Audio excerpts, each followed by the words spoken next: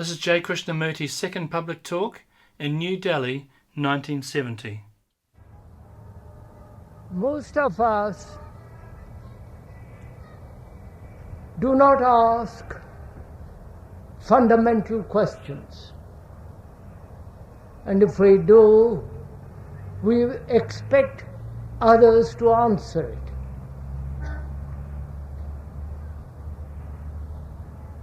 And we are going to this evening, if we may,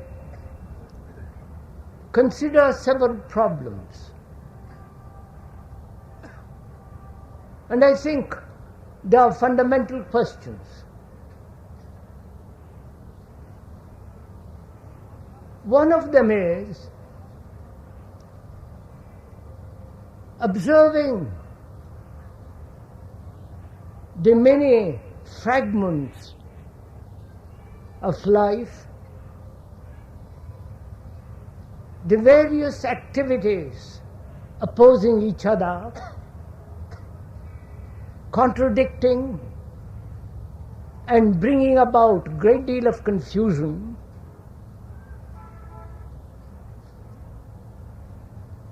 One asks if there is an action which can cover totally all these divergent, contradictory, fragmentary activities. Because one observes in one's own life how we are broken up. Contradictory desires, opposing activities, political, religious, artistic, scientific, business, and so on, all opposing each other, contradicting each other. And is there an action which can respond totally to every demand of life without being contradictory in itself? I do not know if we have ever even asked such a question. Most of us live in our own particular little activity and try to make the best of it. If we are a politician, and I hope you aren't, then your world is very dependent on votes and all the rest of the nonsense that goes on in the name of politics. And if you are a religious person, you have number of beliefs, a way of meditation, contradicting everything in your daily life. If you're an artist, you live totally apart from all this, absorbed in your own particular fancy, in your own beauty, in your own perception, and so on. And if you're a scientist, you live in the laboratory and just a normal human being outside, rather shoddy, competitive, and all the rest of it. So seeing all this, with which most of us must be quite familiar, what is the action? What is an action which can respond totally to every demand and yet remain non-contradictory, whole? Now, if you put that question to yourself, as we are doing now, what would be our answer? Because as we said here, the other day that we met here, we are sharing together the problems of our life. Not intellectually, non-verbally, but actually. And that is the meaning of communication, to consider together the common issue. The common issue being this question: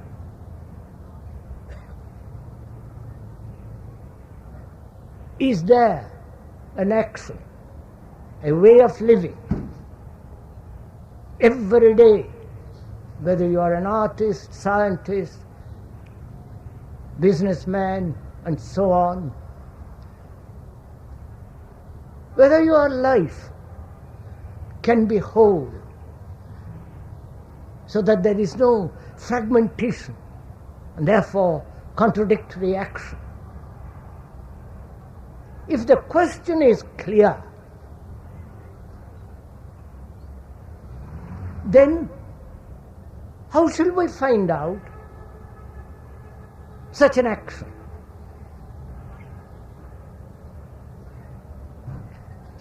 By what method? By what system?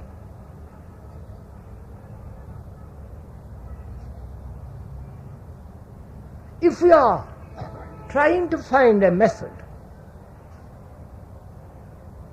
a way of living by a system according to a certain pattern, then that very pattern, that very system is contradictory. Please do, let's understand this very clearly.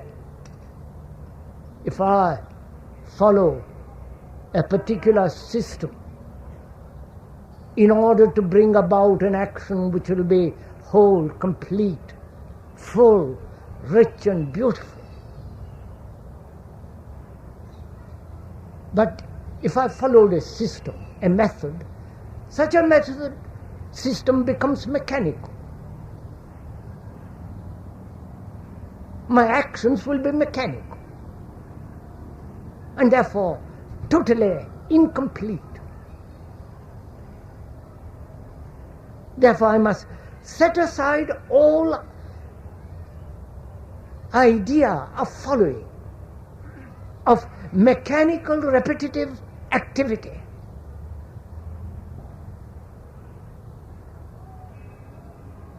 And also I must find out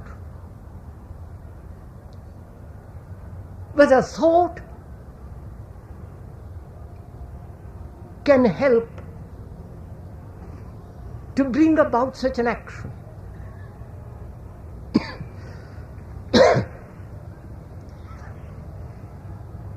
You understand my question? One lives a fragmentary life. You are different in the office and at home. You have private thoughts and public thoughts. And you see this wide gulf, this contradiction, this fragmentation. And one asks if thought can bridge all these various fragments, can bring about an integration between all these factors. Can it? So one has to find out what is the nature and the structure of thought before we say that thought can or cannot. Thought, the thinking, the mentation, the intellectual process of reasoning, can such thought bring about a harmonious life. So to find out, one has to investigate, examine carefully the nature and the structure of thought.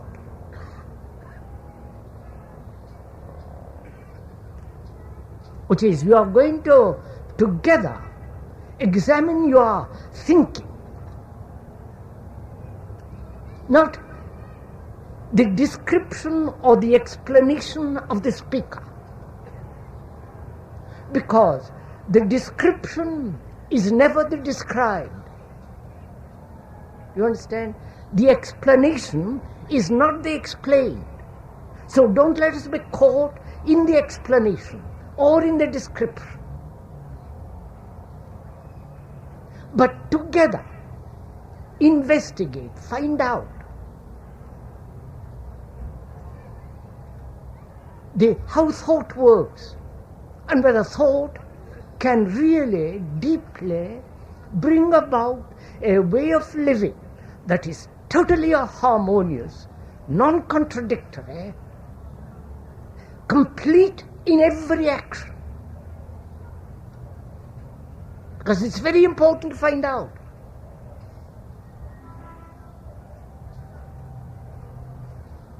Because if we want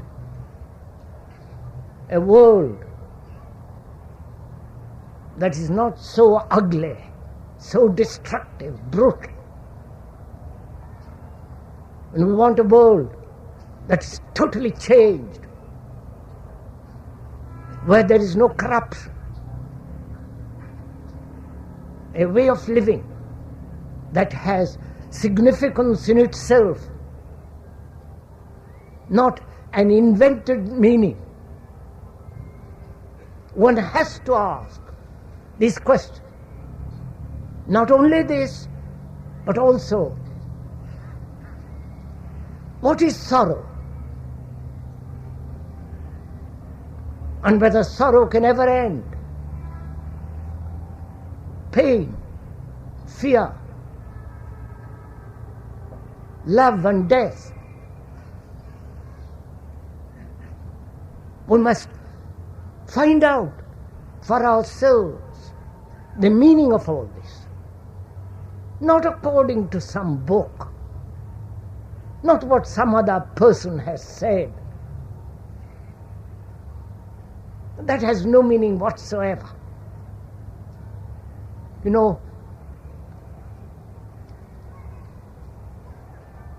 knowledge has great meaning, has significance. If you want to go to the moon, I don't know why they want to go to the moon, you must have knowledge. You must have extraordinary technological knowledge. Or to do anything efficiently, clearly, purely, you must have a great deal of knowledge. But that very knowledge becomes an impediment when we are trying to find out a way of living that is totally harmonious. Because knowledge is of the past. Knowledge is the past.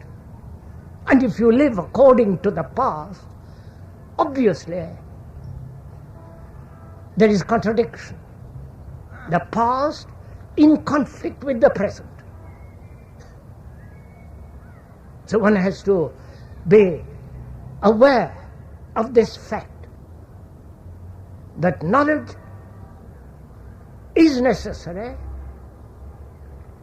and yet knowledge becomes a great hindrance. Like tradition may be useful at a certain level, but tradition,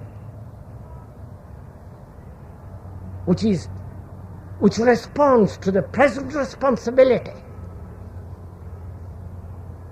brings about confusion, contradiction.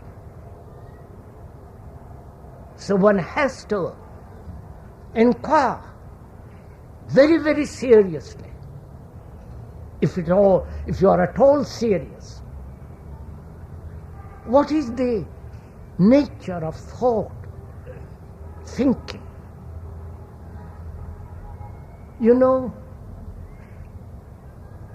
it's only the serious people that live, not the others. Because the man who is very serious can apply, can be consistently pursued and not drop when it suits him, and pursue to the very end till he finds out. Not be distracted, not to be carried away by some enthusiasm or some emotional reaction. That's why a serious man lives fully. And in inquiring into this question, what is thought, where there is the possibility of ending sorrow, fear, the meaning of death and love, and also to find out for oneself, not according to anybody else, not according to the speaker, least of all according to the speaker, to find out for oneself a way of living that is harmonious, highly intelligent and sensitive, and that has the depth of beauty. And to find out, one has to inquire the nature of thought. Now, we are communicating, sharing together. Please understand the meaning of that word, together. The speaker may sit on a platform higher up, but that's for convenience only.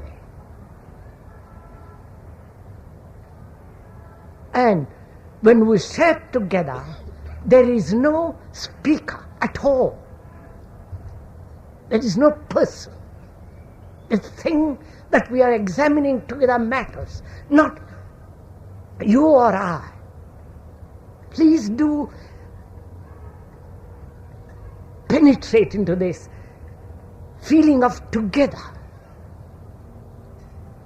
We cannot possibly build a house alone. We need to do it together.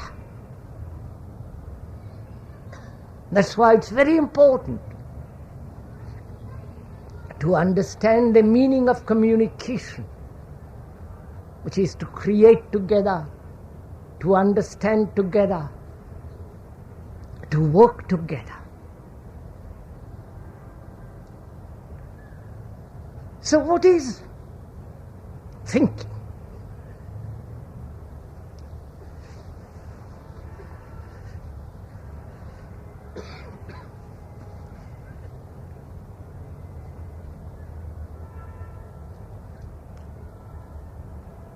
Please put yourself this question. What is thinking? Because unless one understands the deep significance of thought, and whether there is any significance at all,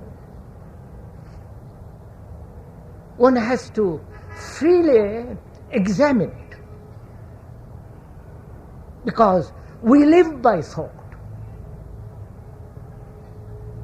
Whatever we do is either reasoned out or examined, investigated, or we do it mechanically, according to yesterday's pattern, the tradition. So one has to be very clear for oneself what is the function of thought.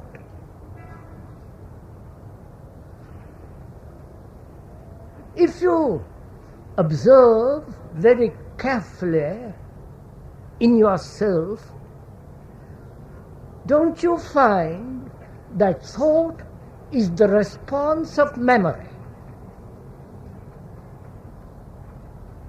Memory, which is experience, which is knowledge. If you had no knowledge, no experience, no memory, there would be no thinking. You would live in a state of amnesia. So, thought is the response of memory. And memory is conditioned by the culture in which you have lived. Right? You're following all this? According to your education, according to the religious propaganda in which you have been caught.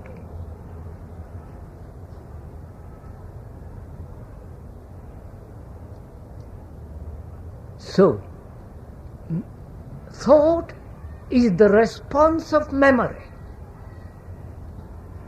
with its knowledge and experience. And you need knowledge, you need memory. Otherwise you can't get home. Otherwise we couldn't speak to each other.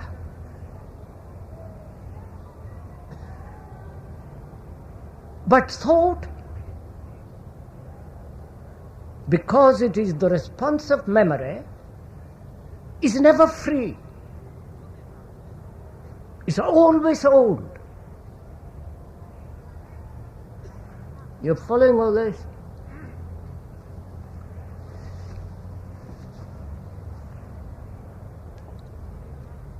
And to find a way of living which is totally harmonious and very clear,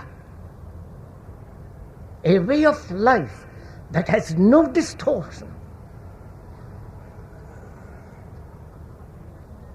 can thought find a way? Thought, which is the old, response of the old, which is memory. And yet we use thought to find a way.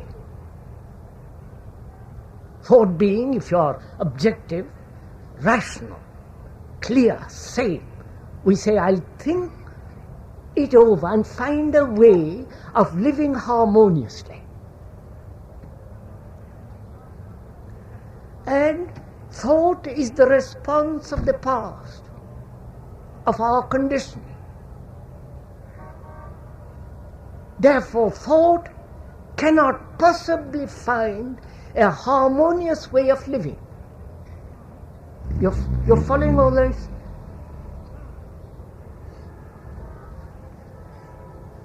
All right. Thought can never find it. And yet we use thought to find it. And yet we know thought is necessary. Thought to go home, to earn a livelihood, to do anything, thought at a certain level is absolutely necessary. But thought becomes an impediment to find a way of living which is totally different from the past, which is disharmony. Right? Is this clear? Are we meeting each other? Right? So what does that mean? That when you see the truth, that thought will not find the way, however reasonable, however logical, however sane, clear. When you see the truth of it, then what is the state of your mind that sees the truth of it? You're following all this?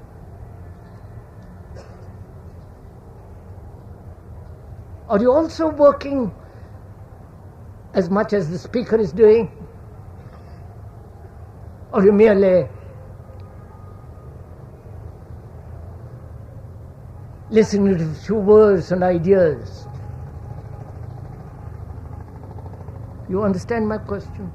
I hope you're also working as deeply and passionately.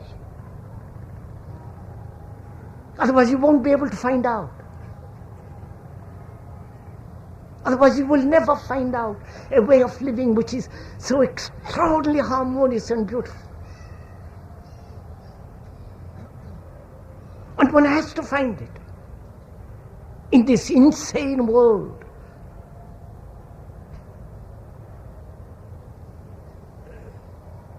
So if thought will not bring about a way of life which is totally harmonious, and if you see the truth of it,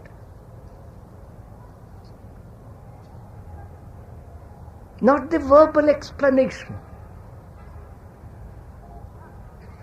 but the truth of it, what is the quality of the mind, your mind, that has seen this?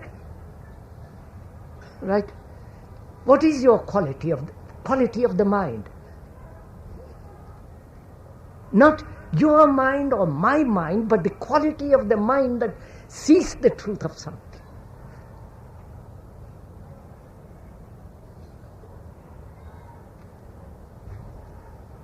Right? What is the quality? Don't answer me, please. You see, you're too quick with words and explanations. You don't let it soak into you.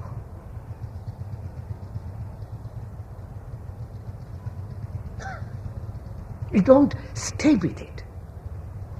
You immediately jump to words to explain something else. And you know very well your explanation isn't the real thing. So we're asking, what is the quality of the mind that sees the necessity of thought and sees also that thought cannot possibly do what it will bring about the beauty of a life that is completely, fully harmonious.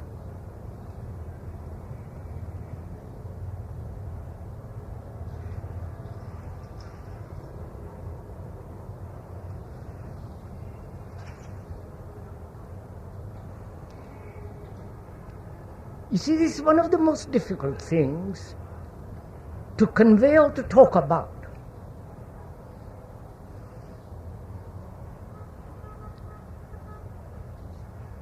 Because we have lived all our lives on somebody else's experiences. We have no direct perception. We are afraid to have direct perception. And when you are faced with this challenge, you are apt to escape into words, explanations.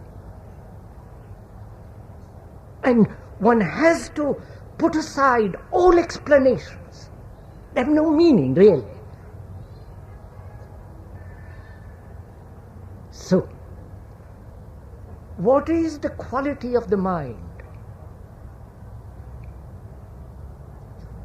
That is, what is the nature of the mind that sees the truth.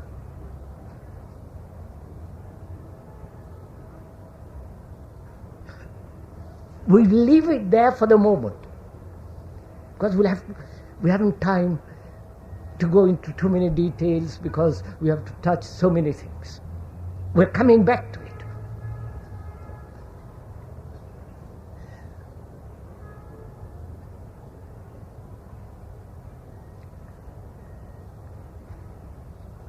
We all of us know what sorrow is.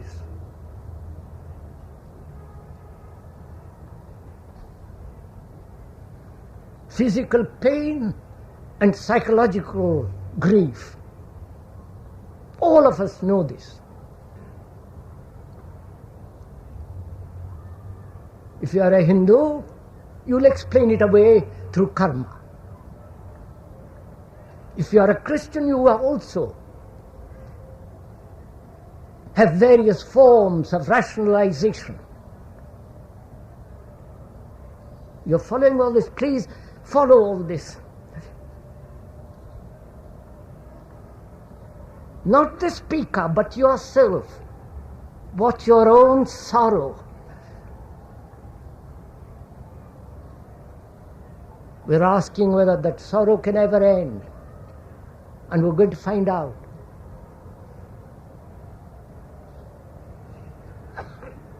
Either you explain it away in your own way, according to the particular culture you have been brought up in, that is, the pain, the sorrow of loneliness, the sorrow of isolation, the sorrow of not achieving something or other, the sorrow of losing somebody whom you think you love, the sorrow not only personal, but the sorrow of the world.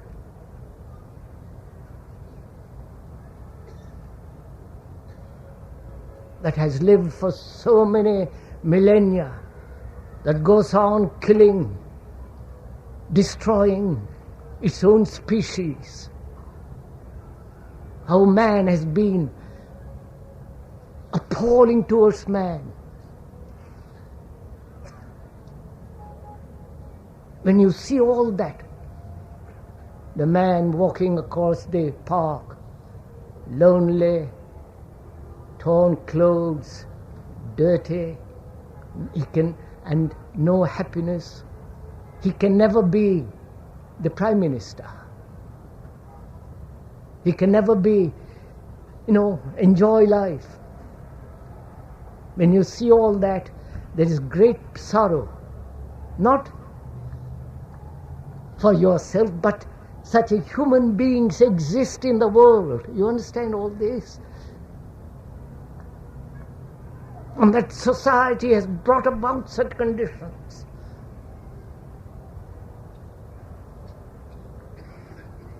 And then there is the sorrow of one's own loss, the neurological pain.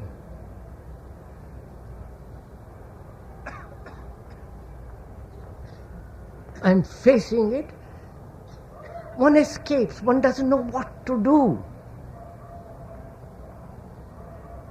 So words, theories, explanations, beliefs act as a way of escape. Have you noticed this? Do please watch it in yourself.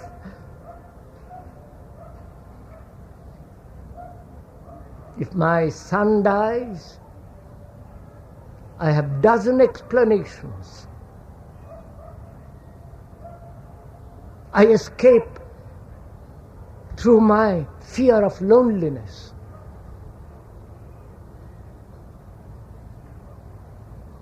So what happens? I go back to sleep again, because sorrow is a way of challenge, asking, look, look what has happened to you, observe. And we don't, we run away. Now, when you remain with sorrow, without running away, without escaping, without verbalizing, completely remain with it, without any outward or inward movement, what happens? Have you ever done it? No, I'm afraid not. Have you ever done this? To remain with that sorrow, not resisting it, not trying to run away from it, not identifying yourself with it, but see what has happened. If you remain with it completely,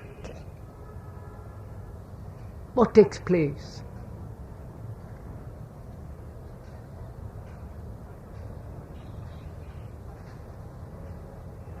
When you remain completely with it without any movement at all, movement of thought, you following all this? The movement is of thought that says, I don't like it, I must run away. I want pleasure, I must avoid this. So thought moves away. When thought doesn't move away at all, recognizes the whole structure of what sorrow is, then what takes place? Out of that sorrow comes passion. The word passion has its root in suffering. The meaning of that word passion has its root in suffering. You see the connection? If you remain with the fact of anything, especially with the fact of sorrow, and not let thought wander away or explain it away or identify itself with it, but completely remain with it, then there is tremendous energy. And out of that energy there is the flame of passion.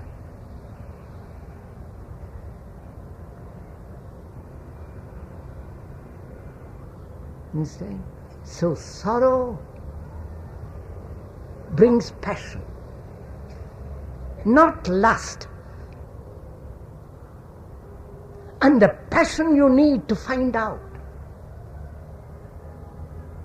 You're following all this? You're doing it, are you?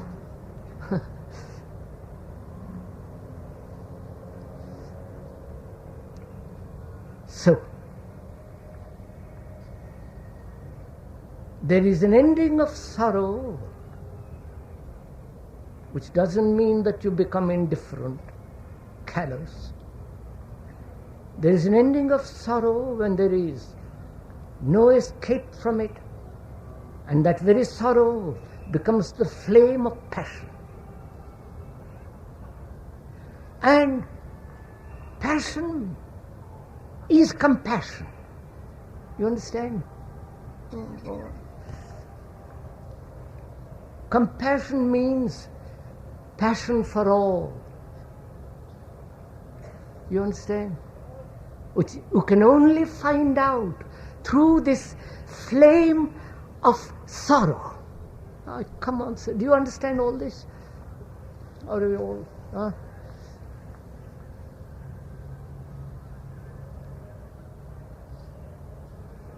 So then,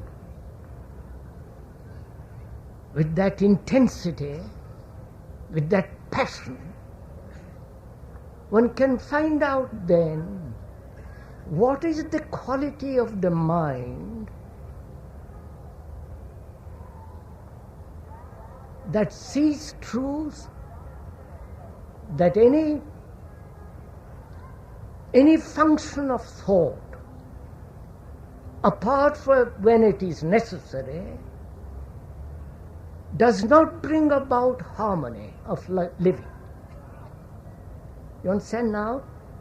Because you have passion, you have an intensity, you have energy.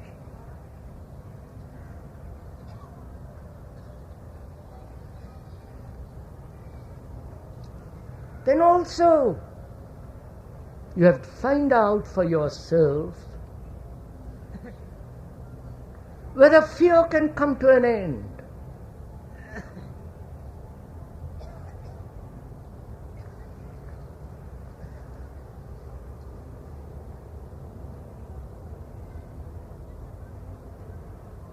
Not only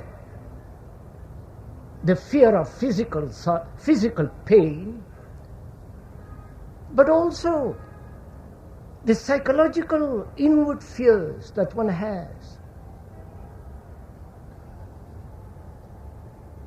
To find the truth of it, you understand, not just a verbal explanation, to find out for oneself passionately and therefore seriously to the very end, so that the mind is free of fear. So one has to ask, what is fear? Is it the product of thought? Obviously it is the product of thought. Right? That is, you think about something that has given you pain, physical or otherwise, that happened last year or yesterday. You think about it. That very thought sustains and continues that fear. Right? And thought also projects that fear in the future. I may lose my job. I may lose my position, my prestige. I may lose my fame. You follow? Thinking about the past or about the future brings fear. So one asks, can thought come to an end?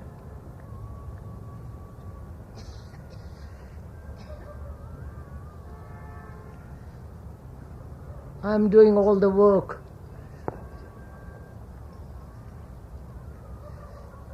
Too bad. And also, one can see how thought sustains pleasure. Marvelous sunset, marvelous, what happened yesterday was so beautiful, so lovely, so exciting, so sensual, so sexual, and all the rest of it. And you think about it.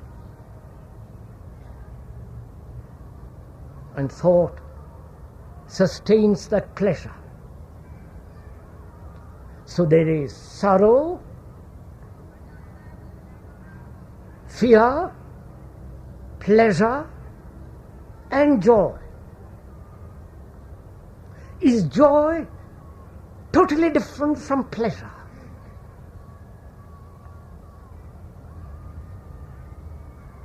I don't know if it has not happened to you. It happens. Joy comes suddenly. You don't know why, but thought picks it up, thinks about it, reduces to pleasure, and say, I like to have that joy again. You're following all this? So thought sustains and nourishes pleasure, fear, and the very avoidance of sorrow is the continuity of sorrow. Oh, you see all this?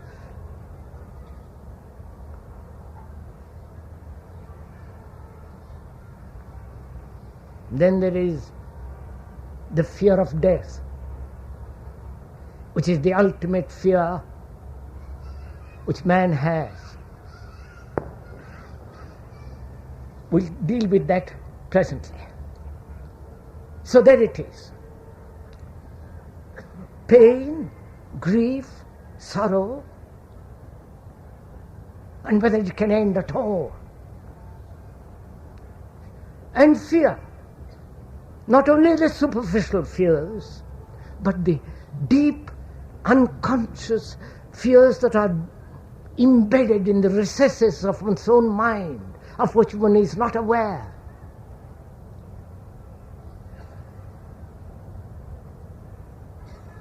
How is one to bring all that out so that one is totally, completely empty of all fear? You're following all this?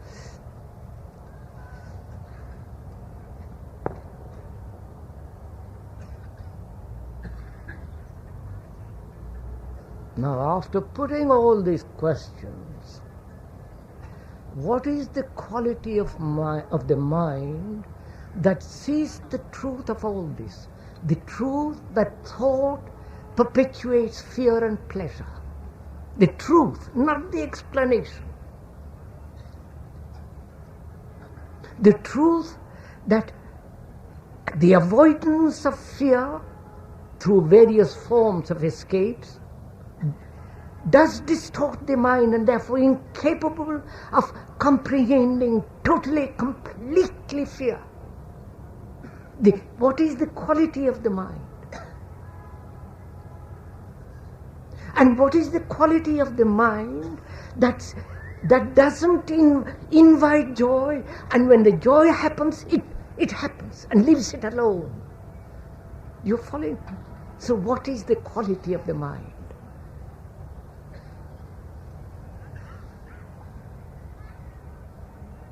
The mind that is aware when thought is necessary must be employed logically, objectively, sanely, and sees that thought, which is the response of knowledge, which is the past, becomes a hindrance, blocks a way of living which is non-contradictory.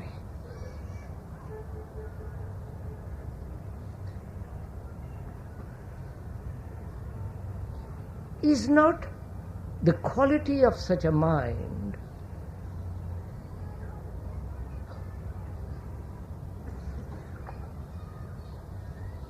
Are you waiting for my words? Do you want my explanation?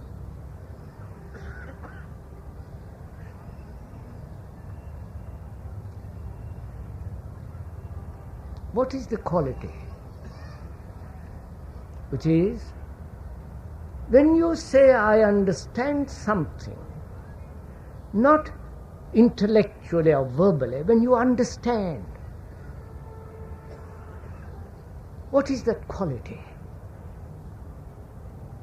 Your mind is completely empty and silent.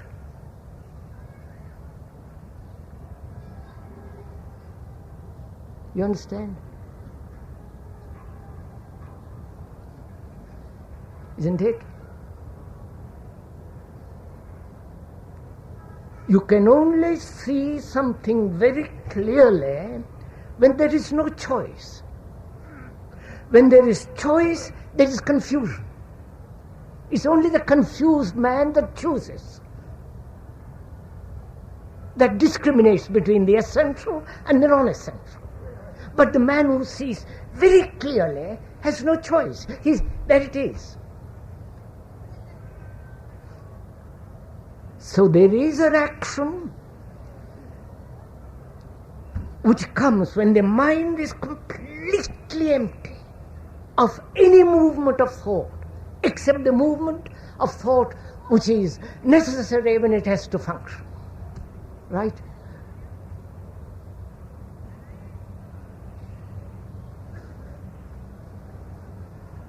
Now, can such a mind deal with everyday facts of life? You understand? which means, can it function? If you are a Muslim, a Sikh, a Hindu, a Buddhist, can it ever function when there is the conditioning of the mind? Which is that a Hindu, can such a mind function through a Hindu who is conditioned according to his background? You following all this? Obviously not. Right? Therefore, if you see the truth of this, you will not be a Hindu.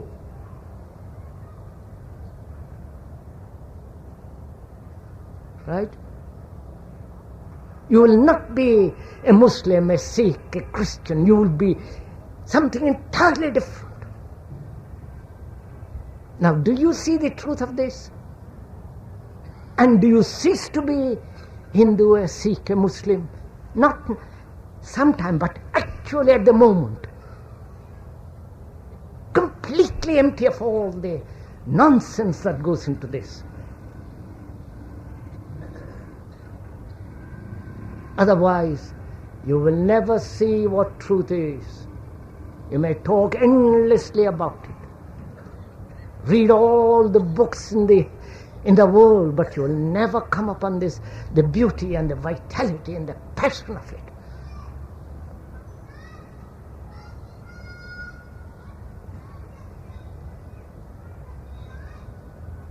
So a mind that is seeking, sorry, not seeking, because that word seeking is totally wrong. We won't go into that for the moment, because that's too complex.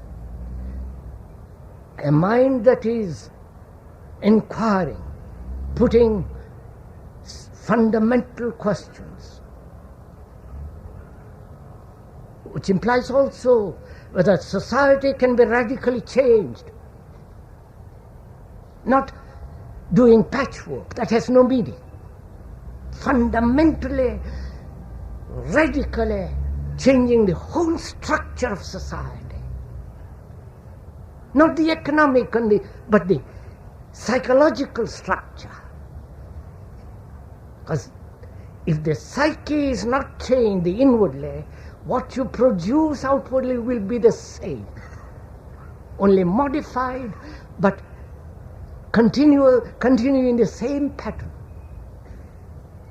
So one has to ask these fundamental questions.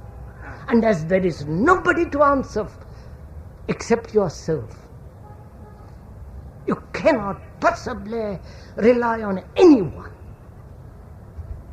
Therefore you have to observe, learn to watch. Which means, can the mind be completely awake, observant, to see the actual truth of anything? Because when you see the truth, you will act. It's like seeing danger. When you see danger, you act instantly. So in the same way, when you see the truth of something completely, there is complete action.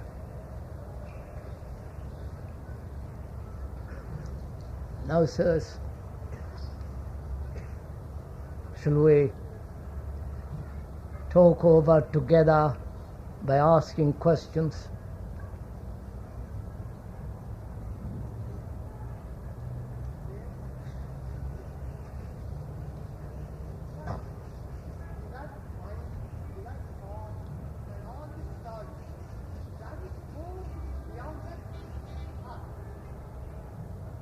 What is that, sir?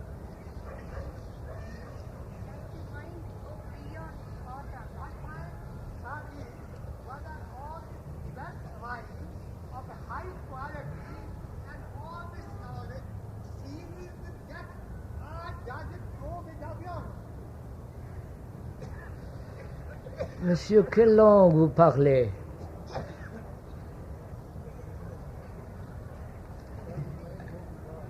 Does the mind go beyond? Is that it, sir? Now wait, just a minute. Does the mind go beyond? Beyond what? What?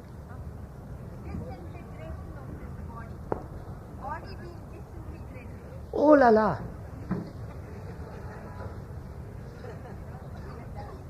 What happens to the mind after the body disintegrates? Is that it?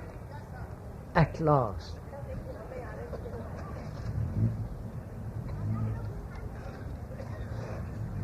Why do you disassociate the body from the mind? Is there something separate as the mind apart from the body? Logically, don't invent. Psychosomatically, you know what that means, psychophysically. That is the psyche as well as the organ. Psychosomatically, is there a division? Look, sir, you have been brought up in this country, in this culture, as a Hindu or a Muslim or a Sikh or a God knows what else. You've been brought up. Your conditioning is the result of the society in which you live, which you have created. The society is not different from you. You have created it. Because your parents, your all the rest of the past has created the culture in which you live. And that has conditioned you. And you are part of that. Right? Now, can you divide yourself from that culture? You can only divide yourself, break away from that culture when you are not of that culture. Right? Isn't that simple? In the same way, why do you divide? I'm going to ask this question, but you will go into it. Why do you divide the body and the mind? Because you have been told the Atman, the higher self, the soul. Do you know anything about it? Or do you repeat what other people have said? And how do you know what others have said it's true? It doesn't matter who it is. How do you know? So why do you accept? So to find out, now we come to the point, to find out whether you can, whether the mind is something totally different from the organism. To find out, you have to have a mind, please see this, you have to have a mind that sees very clearly, a mind that has no distortion, a mind that's not confused, a mind that's not conforming. Have you got such a mind? A mind that's not conforming. Which means when you conform, when you compare. You understand what I'm saying? When you compare yourself with somebody, you are conforming. To find out whether you can live without conforming is to find out whether you can live without comparison. You know, comparing yourself with what you were yesterday or what you will be tomorrow, or comparing yourself with the rich man, the poor man, with the saint, with your hero, with the ideal. You follow? Comparing, which means measuring yourself with somebody or with an idea. To have no comparison. Find out what it means. Then you are free. Then the mind is completely free of its conditioning. Then you can ask, is the mind, is there something in the quality of the mind that is not conditioned by the physical? You are following all this? Probably you're asleep. You see. No, sir, you don't have to trouble me. Sir, the fundamental question in philosophy is whether mind and body are separate or what. If it is separate, then it goes beyond that. If it is one, then it ends with that. What is your philosophy after the condition? I have no philosophy.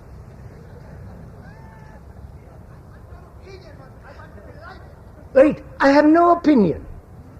I want to be enlightened, sir. You are going to be enlightened, sir, if you listen. You'll find out if you listen. Everybody can find it out for himself. That degree of intellect. I want, sir, your finding out. Because I am unable to find out. Everybody is in trouble about this plan. I want your opinion, sir, so that we may follow it.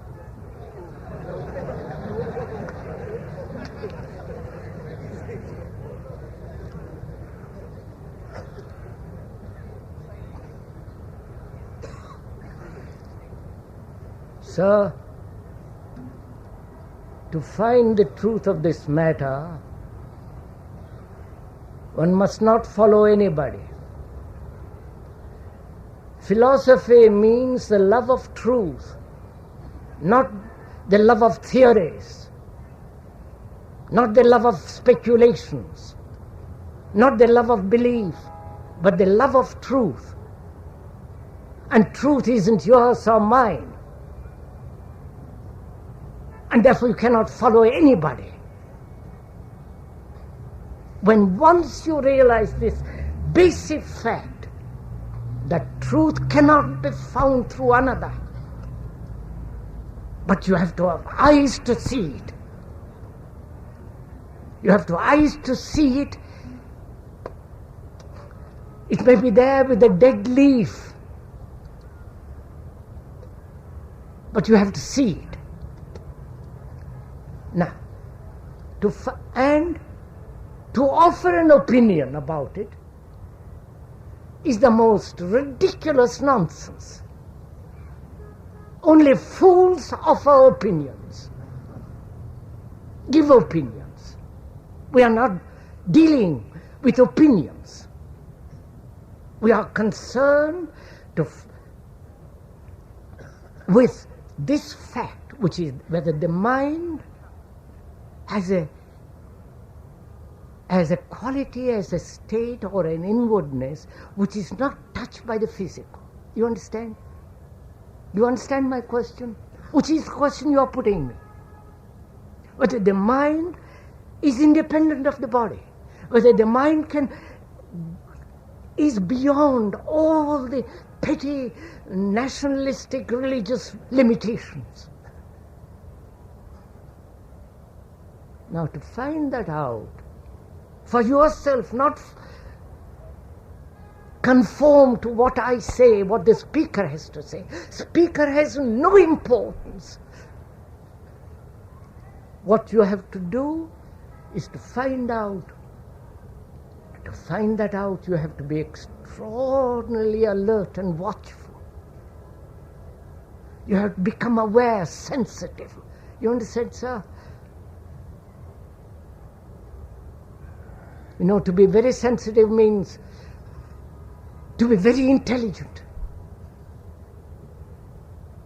And then you will find out, if you go into it very, very deeply, that there is something which is never touched by thought or by the past.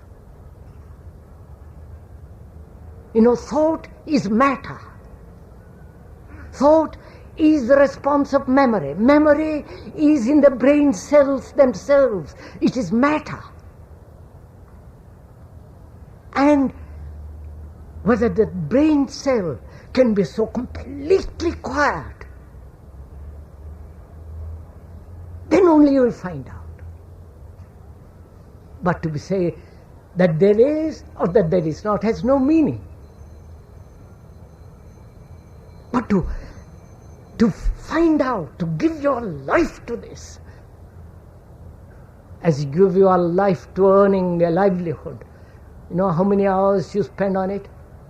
Day after day, for the next 40 years which you have done? What an awful waste. And here, where you need tremendous energy, a great passion to find out. You drink at other people's fountain which is dry. Therefore you have to be a light to yourself. Therefore, in that there is freedom.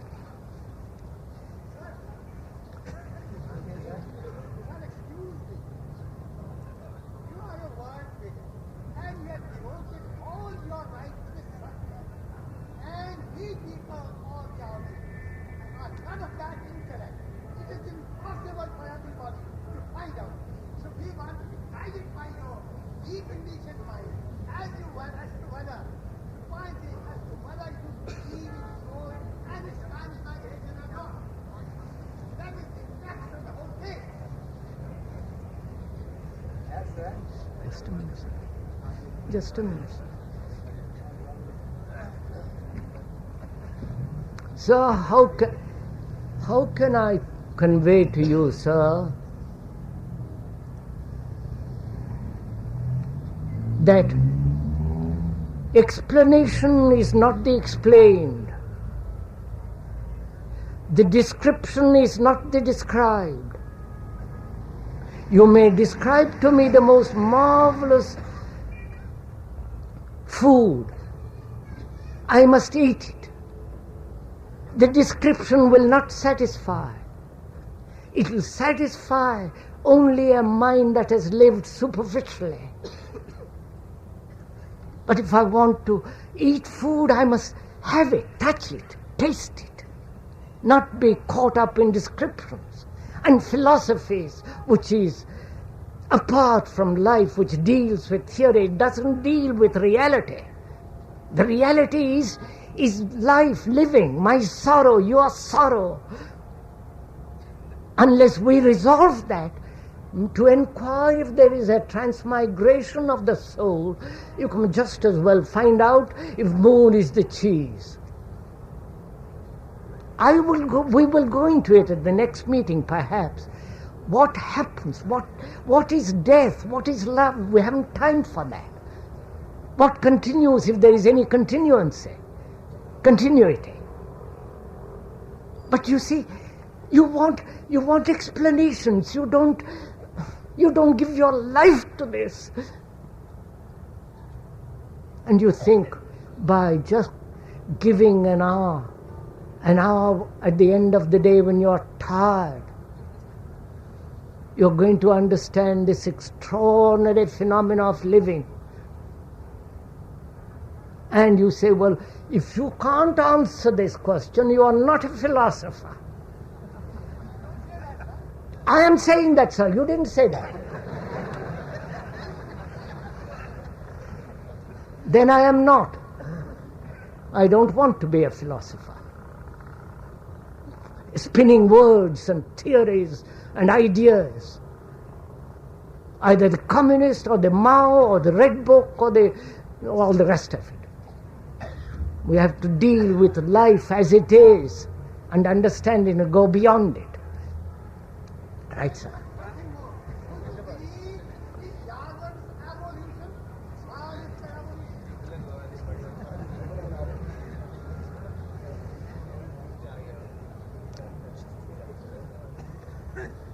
Do I believe in evolution? It's very simple, sir. I'll answer you. There is the evolution from the bullock cart to the jet. Right? What? That is, I'm showing you, sir. Just have patience to listen for God. There is evolution from the bullock cart to the jet. That's also evolution. Going to the moon is evolution. Probably human beings have reached biologically their height. And is there an inward evolution? You're following my question? Will I evolve, become marvelous? You follow? Evolve. Now, before you put that question, will I evolve, you have to find out what the I is. Not say, I will evolve. That has no meaning. But what is the I? The I is your furniture. Right? No? The house. The books that you have collected. The memories that you have had. The remembrances of pleasure, pain. The I is a bundle of memories. Right? Is there anything more than the I? You say the I is spiritual, right? The I has a spiritual quality in it. How do you know? Is that an invention of thought? Therefore, you have to inquire, why thought invents such things? Don't accept a thing, including your own self. Because to find truth, the mind must be free of the self, not the higher self. The higher self is part of the lower self. That's just another invention of duality.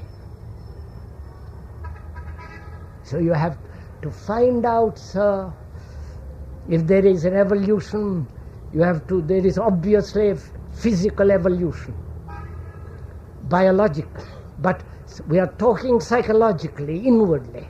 The thing that is continually striving to become, and find out what it is that is becoming.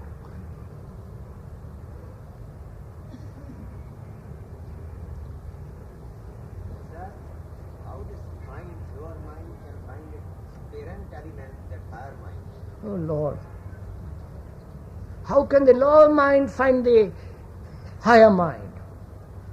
You see, apparently, at the end of an hour and quarter, we are still talking about the higher and the lower. We have talked about division. We have talked about fragmentation. We have said there is the higher self, the lower self, which is part of this division. We have talked about it an hour, and you still get up and say, what is the higher mind and what is the lower mind? I mean to say, sir, that the parent element. What? That the parent element. Parent? Parent element. As the blood is from the water, the heat is from the fire, so the mind, its parent element, how it can find and where it finds. Panchabhuta, is it the same as the five elements? Oh, love of Pete. You know, sir, I am glad at the end of all this that I speak English.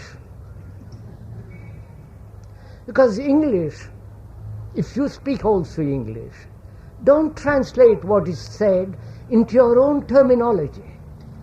You understand, sir? See what the gentleman has done? You have translated what is being said into your own Sanskrit terminology, and therefore you're stuck. But you say, look, I know nothing. I'm going to find out. Don't you want to find out? Don't you want to find out a way of living that's really beautiful, without any pain, without any fear, that's completely harmonious, don't you? And if you do, you have to, sir, you have to drop all your slogans, what other people have said. You have to find out. That means you have to have tremendous energy. And you waste your energy by repeating words that have no meaning except to those who have invented these. So, How would you put dissolution of center I or me in a personality along with integrated personality? Is it the same thing? what's In a still, quiet or an empty mind which you've been describing, what is the relation I or me with you? Oh, what is the relationship between the me, the I, the ego, and the mind that sees truth? Right, sir? Is- One aspect of it. yeah, that's good enough. That's good enough. We're all too clever. That's what it is. We can't think simply and clearly. What is the relationship between the me, the ego, and a mind that sees, that is empty, that is whole, that perceives truth? What is the relationship between the two? What is the self?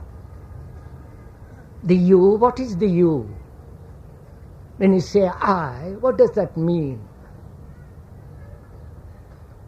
Do answer. So what is the I, you? When you say I am a politician, I am a saint, I am this or that, what does that mean? You identify yourself, don't you, with your family, with your furniture, with your book, with your money, with your position, with your prestige, with your memories, don't you? Isn't that the I is all that, isn't it? You may say the I is also the higher self, the Atman. But the recognition or the identification with the higher self is still part of thinking, isn't it? That thought would say there must be something permanent in me because life must have something permanent. Therefore, is there anything permanent? You see, you don't. So, you are asking what is the I, the relationship between the I and that marvelous state when there is perception of what is true. There is none whatsoever. There is no relationship between the two. The one is the result of conflict, misery, pain, agony, despair, hope, and the other is empty of all this. Right, sir?